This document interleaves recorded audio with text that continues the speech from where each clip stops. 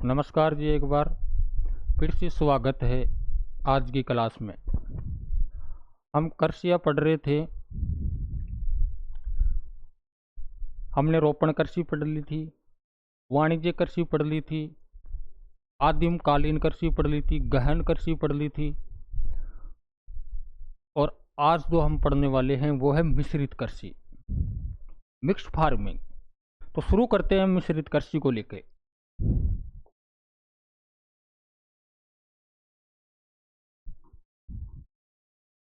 मिश्रित कृषि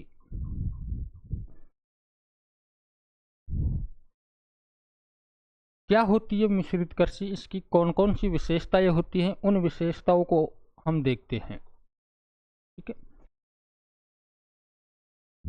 करा शुरू? ठीक है। देखो, मिश्रित कृषि है। मिश्रित कृषि में जो खेतों का आकार होता है वो मध्यम होता है। कौन सा होता है? मध्यम होता है। ये एक मिक्स फार्मिंग है। इसमें कृषि और पशुपालन है ना, दोनों साथ साथ किया जाता है, इसलिए इसे मिश्रित कृषि कहा जाता है या मिक्स फार्मिंग कहा जाता है। ठीक है। इस प्रकार की जो कृषि होती है ना बेटा, वो विकसित देशों के अंदर की जाती है। अत्यधिक जो विकसित देश है वहां पर इस प्रकार की कृषि को किया जाता है, और जो करने वाले लोग होते हैं ना, वो योग्य किसान इस प्रकार की कृषि को करते हैं, जिनको इसके बारे में क्या होती है, समझ होती है। जो इसके बारे में जानते हैं वही लोग क्या करते हैं, इस प्रकार की कृषि को करते हैं। इस कृषि का उपजाऊपन बनाए रखने के लिए ये लोग फसल चक्र को अपनाते हैं, यानी कि फसलें बदल बदल कर बोते हैं ताकि भूमि का जो उपजाऊपन है वो बना रहे। इस प्रकार की कृषि के अंदर यंत्र है, रासायनिक व हरी खाद का अधिक प्रयोग किया जाता है ताकि उपज अधिक प्राप्त हो सके। रासायनिक यूरिया वगैरह डीएपी हम सब डाला खेता कंबाइन ने, वाको अधिक प्रयोग करला ताकि उपज का ही बने अधिक प्राप्त हुए। इस प्रकार की कृषि, मिश्रित कृषि के अंदर जो प्रमुख घटक है मिश्रित कृषि का, वो है चारे की फसलें। क्योंकि साथ में बेटा हम पशुपालन करते हैं, पशुपालन करते तो हमें चारे की फसलें वो अलग से बोनी पड़ती है। तो इसके मिश्रित कृषि के अगर प्रमुख घटक की बात करें तो वो आएगा चारे की फसलें। रेजसी याद? चलो शुरू करते हैं। अब एक एक विशेषताओं को हम इस पर देखते हैं। तो पहली विशेषता आपकी थी कि इस प्रकार की कृषि में जो खेतों का आकार होता है, खेतों का अगर आकार की बात करें हम बेटा, तो इनका आकार होता है वो मध्यम होता है। खेतों का आकार मध्यम होता है। अगर दूसरी विशेषता की हम बात करें, दूसरी विशेषता हम देखते हैं कि प्रमुख फसलें कौन सी बोई जाती है। इस प्रकार की कृषि में प्रमुख फसलें कौन सी बोई जाती है? तो प्रमुख फसल की हम बात करें तो प्रमुख फसल इसमें आती है गेहूं, जौ, राई, जई, चारा फसलें। ये इस प्रकार की कृषि की प्रमुख फसलें हैं। अगली हम बात देखते हैं कि इस प्रकार की कृषि में फसल उत्पादन और पशुपालन दोनों साथ साथ किया जाता है। तो क्या लिखोगे? फसल उत्पादन, फसल उत्पादन व पशुपालन दोनों साथ साथ किया जाता है, तभी तो हम इसको मिश्रित कृषि बोलते हैं। अगली चीज हम देखते हैं, मिश्रित कृषि के प्रमुख घटक। ये एक नंबर का क्वेश्चन बन सकता है, यहाँ से क्वेश्चन वो पूछ सकता है कि मिश्रित कृषि का प्रमुख घटक है, तो आपको लिखना है चारे की फसलें। प्रमुख घटक की अगर आप बात करा तो वो है बेटा चारे की फसलें।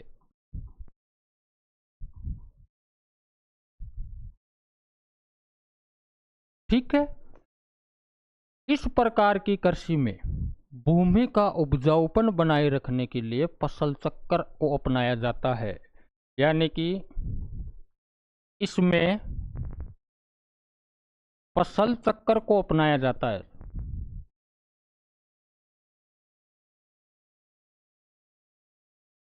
जाता है ताकि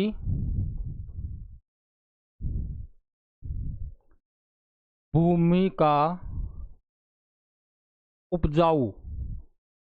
उपजाऊपन बना रहे। ठीक है, इस कृषि में हम क्या करते हैं, यंत्रों व रासायनिक एवं हरी खाद का अधिक उपयोग करते हैं।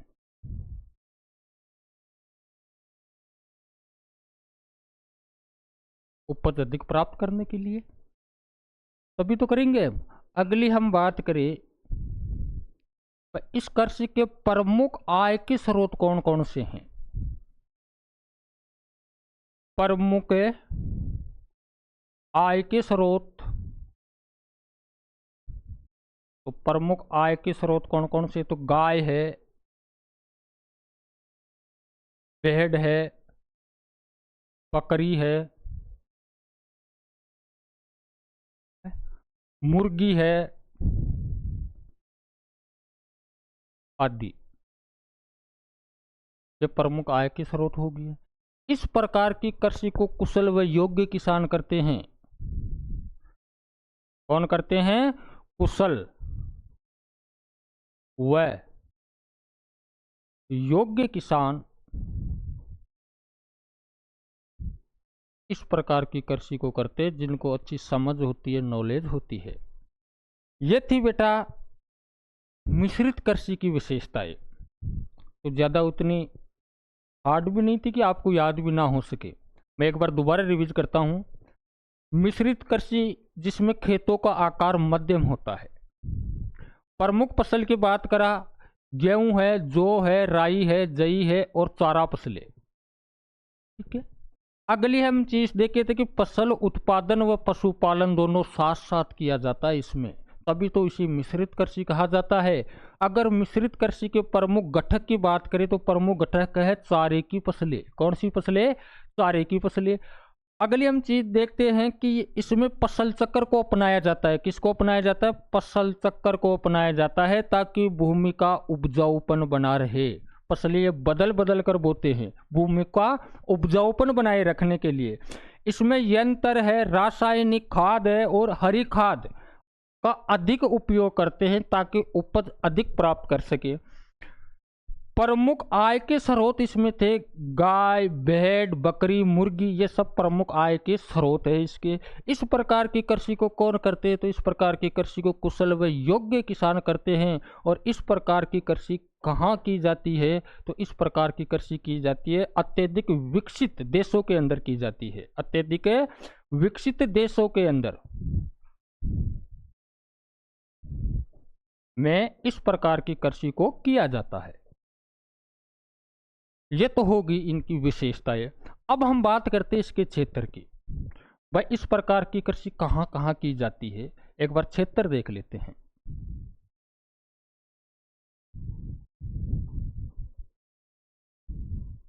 देखो, पहला आपका क्षेत्र है उत्तर पश्चिमी यूरोप। कौन सा, उत्तर पश्चिमी यूरोप। दूसरा आपका जो क्षेत्र आता है वो आता है उत्तरी अमेरिका का पूर्वी भाग। कौन सा, उत्तरी अमेरिका का पूर्वी भाग। तीसरे क्षेत्र की बात करें तो दक्षिणी महाद्वीपों के समशीतोष्ण कटिबंधीय भाग या कटिबंधीय क्षेत्र, दक्षिणी महाद्वीपों के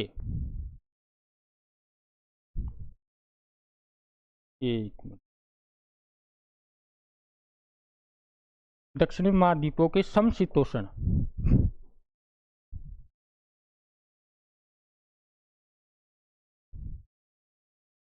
अक्षांश वाले भाग।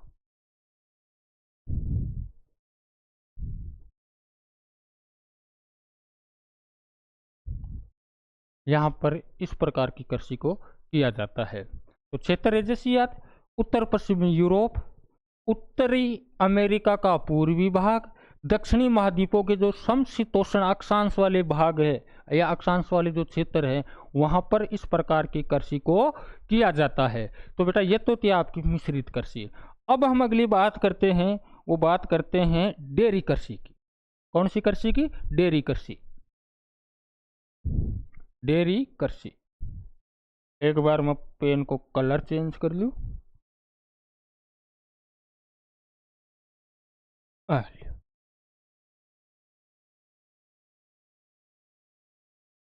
डेयरी कृषि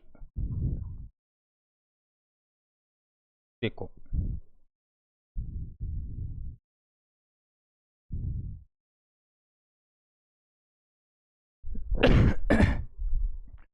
देखो बेटा जहाँ डेयरी कृषि आ जाती है ना, वहाँ हम व्यवसाय करते हैं। किसका करते हैं? वो भी करते हैं बेटा दूध का। किसका करते हैं? दूध का। डेयरी कृषि में दुधारू पशुओं को पाला जाता है, जिनसे दूध प्राप्त होता है उन पशुओं को किसमें पाला जाता है? डेयरी कृषि में पाला जाता है। क्योंकि हम व्यापार के उद्देश्य से इस प्रकार की कृषि को कर रहे हैं, तो दूध देने वाले पशुओं को इसमें क्या किया जाता है बेटा? पाला जाता है। तो इस प्रकार की कृषि में या इस विशेष कृषि में दूध देने वाले पशुओं को पाला जाता है, या इस प्रकार की कृषि में दुधारू पशुओं को पाला जाता है। ठीक है, तो विशेषता कैसे लिखोगे? इस विशेष कृषि में, इस विशेष प्रकार की कृषि में दूध देने वाले पशुओं को पाला जाता है। दूध देने वाले पशुओं को पाला जाता है, पाला जाता है। ठीक, दूध के उद्देश्य से जो कृषि कर रहे हैं हम, इसलिए। अगली हम बात करें बेटा, इस प्रकार की कृषि में पशुओं के स्वास्थ्य पर, उसके प्रजनन पर और नस्ल सुधार पर अधिक ध्यान दिया जाता है या अधिक जोर दिया जाता है। क्योंकि आपका पशु स्वस्थ रहेगा तभी तो हम डेयरी कृषि में सफल रहेंगे। उसकी प्रजनन को सुधारना है, दूसरी चीज उसकी नस्ल को सुधारना है। नस्ल सुधरेगी, वो स्वस्थ रहेगा और प्रजनन प्रक्रिया है वो अच्छी रहेगी, तो क्या होगा? अपनी जो डेयरी कृषि है वो सुचारू रूप से चलती रहेगी। हम व्यापार के उद्देश्य से तो कर रहे हैं इस कृषि को, पूंजी लगा रहे हैं। ठीक है, तो अपने को भी मुनाफा चाहिए ना। इस प्रकार से हम पशुओं की विशेष देखभाल करते हैं। और कैसे? यानी कि पशुओं की स्वास्थ्य, क्या लिखोगे? पशुओं के स्वास्थ्य, प्रजनन व नस्ल सुधार पर, नस्ल सुधार पर विशेष ध्यान दिया जाता है।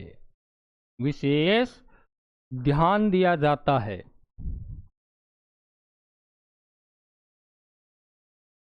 ठीक है, डेयरी कृषि कर रहे हुए तो पिसा की भी आवश्यकता होगी भाई साहब। तो इस प्रकार की कृषि में पूंजी की अधिक आवश्यकता होती है। किसकी? पूंजी की।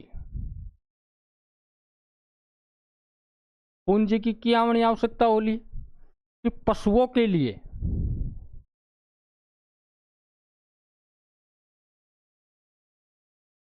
छप्पर बनाने,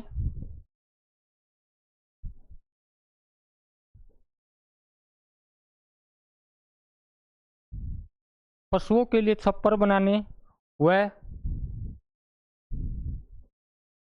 यंत्रों पर अधिक खर्च किया जाता है।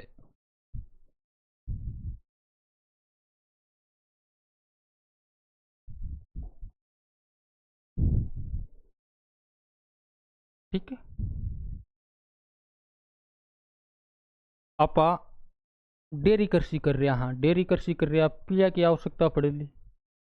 अब आइडियो थे भी लगा सको तो अधिक पूंजी की आवश्यकता क्यों पड़ेगी के माने? क्योंकि एक तो बेटा पशुओं के लिए आप चारो इकट्ठो करेला, चारा में पीसा लागला, पशुओं ने रखबा के लिए एक विशेष स्थान बनावला, भी स्थान में पीसा लागला। डेयरी फार्मिंग कर रहा था तो भाई साहब उपकरण की भी अपन आवश्यकता पड़ेगी, तो भी उपकरण पर भी अधिक खर्चा होलो, इसलिए इसमें अधिक पूंजी की आवश्यकता होती है। किसमें? पशुओं के छप्पर में, पशुओं के चारे में और यंत्रों पर अधिक खर्च किया जाता है। 78 बात याद रही जैसी, इस प्रकार की कृषि में श्रम की अधिक आवश्यकता रहती है, होती है। किसकी? श्रम की, यानी कि मेहनत ज्यादा लागत है भाई। वर्ष भर पशुओं को चराने से लेके दूध निकालने तक वर्ष भर इसमें मेहनत की आवश्यकता होती है, श्रम की आवश्यकता होती है। तो क्या लिखोगे? पशुओं को चराने से लेकर दूध निकालने तक वर्ष भर श्रम की आवश्यकता होती है।